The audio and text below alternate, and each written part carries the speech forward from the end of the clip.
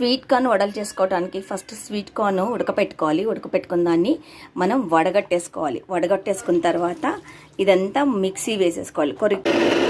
Mixie చేసుకున్న మిశ్రమాన్ని ఇందులోకి తీసేసుకుందాం బౌల్లోకి. దానిలోకి కొత్తిమీర, పచ్చిమిరపకాయలు, కరివేపాకు, గరం మసాలా, ధనియాల పొడి, కొద్దిగా మిరియాల పొడి, తగినంత సాల్ట్ వేసేసుకొని తర్వాత బియ్యం పిండి, శనగపిండి కొద్దిగా వేసుకొని దీన్ని మొత్తం మనం మిక్స్ చేసేసుకుందామండి. పెనం పెట్టి డీప్ ఫ్రైకి ఆయిల్ వేసేసుకోవాలి. చూసారు కదా, ఇలా అనుకొని దాన్ని మనం మెల్లగా ఆయిల్లో వేసేసుకోవాలి. ఆయిల్ వేడెక్కింది, ఒక్కొక్కటి వేసేసుకోవాలన్నమాట.